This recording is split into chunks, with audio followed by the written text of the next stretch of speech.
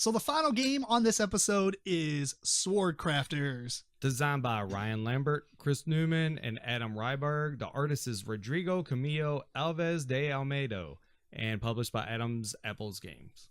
So Swordcrafters is a game where you're actually building a 3D sword by using these different tiles that you're going to get from the middle of the table via a I split you choose kind of mechanism. What happens is, I'll explain the base game. I have the expanded edition or extended, I can't remember what it's called, but it's basically got 3 other modules that you can add in. So the base game works like this. You're going to take this huge stack of tiles, put them in a grid on the board according to the number of players. Just for reference, think maybe in a 4-player game, you got like a 5x5 kind of deal. It's not really that, but I mean, it's kind of the same. It's about how many tiles there are. One of those tiles is you get to be first player for next turn tiles. The rest of them are randomized between, I think, 6 different colored gems. Some of these tiles are also blanks. You have a hilt that you get that you're going to hold in your hand, and you're going to actually attach these tiles onto it, kind of in a like a skyscraper type of deal. So it's a square, right? But it's going to elongate, and it's going to make a sword. Obviously, it's not sharp because it's square. And made out of cardboard. It's like a Minecraft sword. Mm-hmm. Yeah. Yeah. So what happens is, whoever first player is going to look at that grid, and they're going to make a slice through the grid from one end to the next. And that's going to separate the grid into 2 separate grids. And then the next player is going to do the same thing, where they might take that like grid number 2 and then slice it in half. And then player 3 will do the same thing. Maybe they'll take the first grid, slice it in half. So now it's only 2 tiles each, kind of deal. Each player gets a slice, and then starting with the first player, each player selects an entire set of things that are out to take. And they start building it into their sword. It's actually a different round, but we kind of ignored that because you can't really like look over and see what another player is doing with their sword. You can't ask them to turn it or anything, but you can see it, kind of have an idea, but you're not really worried about what other people are doing at this point. You just get tiles, you build them into your sword, and the game will go on for 6 rounds. And at the end of the 6 rounds, you'll get scoring. So the way you can get points, first off, there are these magic, I think they're called magic. They're basically gold cards that are put out to the side. There's 3 of them out of like a bunch of them. And each one will tell you different things. Like at the end of the game, whoever has the most yellow gems in their sword, whoever has the second most yellow gems. One might be like whoever has the most sets of blue and reds, or whoever has the most difference between yellow and purple, right? So if I have like 1 yellow and 4 purple, I have a difference of 3 type of deal. That's one way you can get points. The second way is whoever has the longest sword at the end of the game, essentially whoever has the most tiles in their sword, will get 6 points.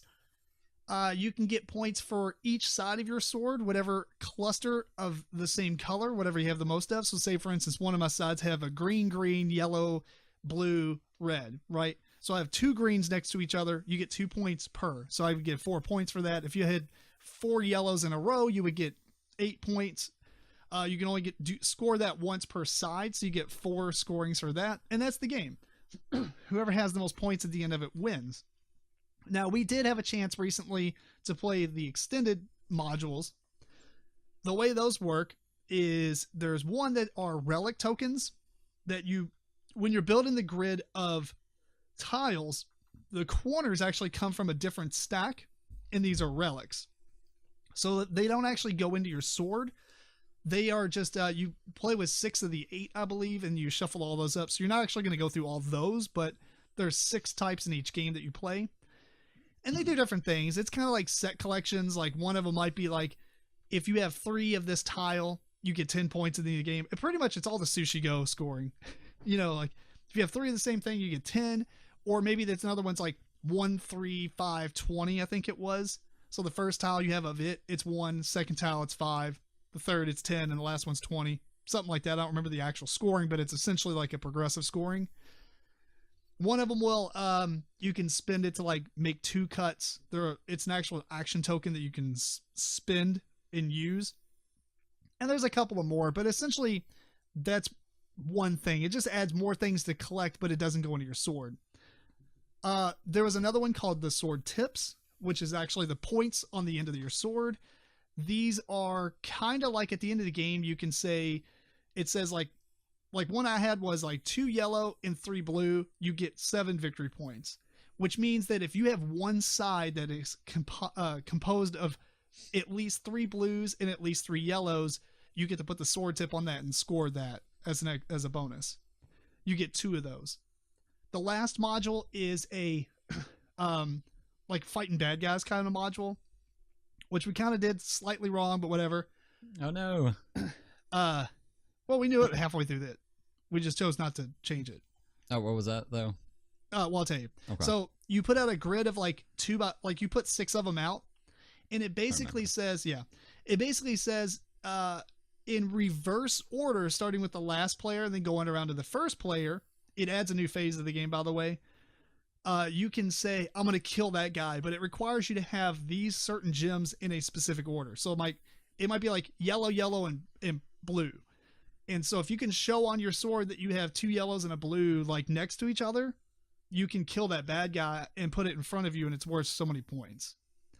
The reason I said we kind of did it wrong was because we did do first player to last player, and it was way too powerful for the first player. Mm-hmm. Because in this game, the first player actually has a advantage anyway. Yeah, they already have an advantage pretty much the rest of the rounds, or rest of the phases. So the actual rule is you do it in reverse player order, starting with the last player. So they have more of a chance to get some of those kills before it's the first player, because they are worth quite a bit of points in comparison to everything else. Mm-hmm.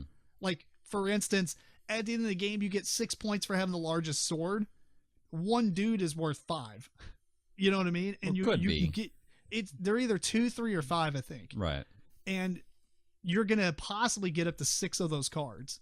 So even if you got a 2 card every round, that's 12 points just from killing those guys. Mm-hmm. So anyway, that's all the modules and stuff. Matt, do you remember this one? Yeah. Much? What'd you think of it the first time? The first time, I don't think I played it with all the modules. Did y'all play it again? I guess We played it, yeah, when it was poker night that we were talking about. Gotcha. Okay. And actually, I was sitting here getting it confused with Role Player, because I was like, oh, I really like the monsters and stuff, and I was like, I didn't play with the monsters. But either way, I do remember being at Gen Con and them explaining me the modules though, and thinking how much cooler it would be just hearing the base game. Yes. And after playing the base game, I kind of got to see how they would interact a little bit better. The game alone though, you see it, you think it's gimmicky. Yeah. But there's a lot of game here. I really enjoyed it. It feels puzzly to me. Like, well, first of all, you got the big decision of like, I could get a bunch of gems, but they're not really going to work with, keeping certain things in order and stuff like that. Right. Like, I'm trying to get a good run of a certain color, and that's just going to mess it up. I might get a big sword, but it's not really point wise working out all that great. So there's that first decision, and then just trying to how to place them on your sword, whatever you do pick. That's kind of the puzzly feel I get from it. Just to add on to that, and why it's so puzzly, is because if you think of a square, if you're looking at kind of a top-down angle at the sword, you have to put the north and the south tile on first before you can put the west and the east tile, because they interlock like that. So even though you're like, oh, I've got 3 gems on this side, you almost need to get 3 actual tiles before you can place the yellow gem there, if that makes sense. Yes. Because you got to build that foundation to be able to put the yellow on that side. So it is a lot of like, what? Right. But I mean, beyond that, you also have your gold cards you can shoot for if you want. So I mean, it had a lot going on with it. I was glad you got it and we got a chance to play it. So yeah. What'd you think, Eric? Well, yeah, I think the components were pretty nice. I think they did a good job on that aspect of it. I did like the game overall. I'm not sure if I liked all the modules.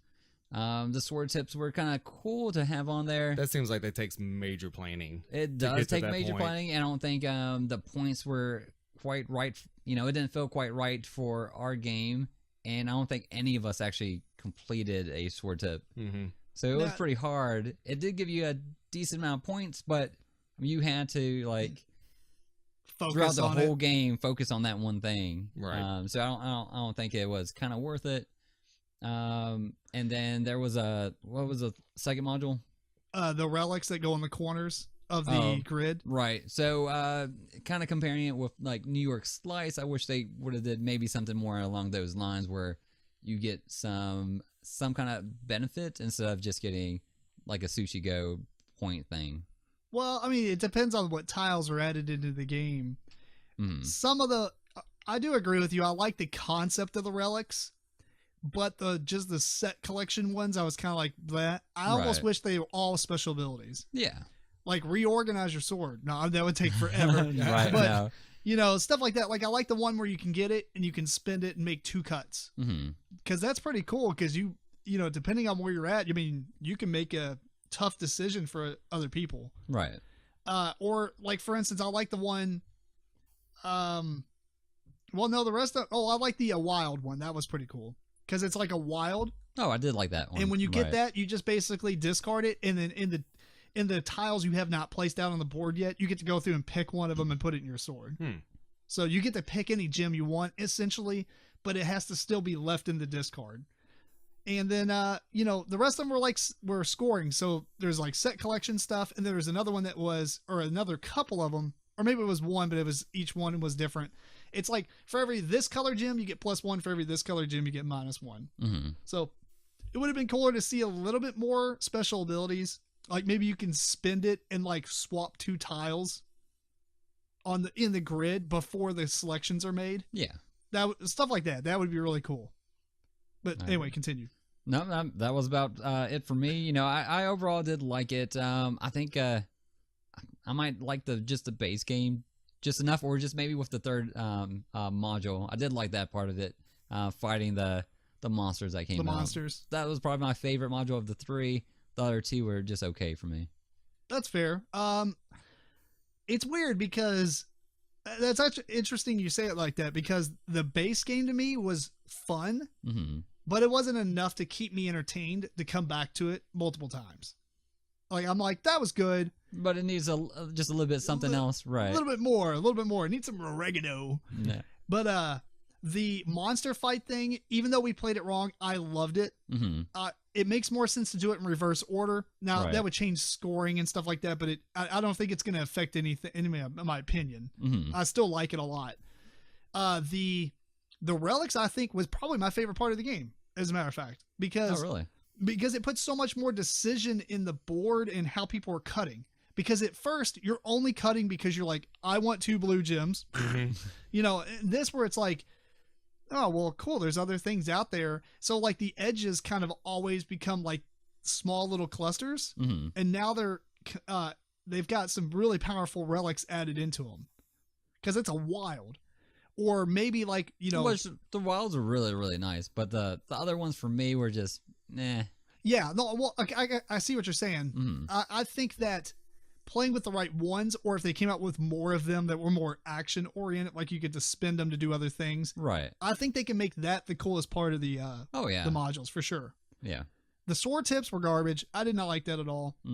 It is way too hard. There's way too much. Even if I was playing base games with just the sword tips, I don't care that much to go after them.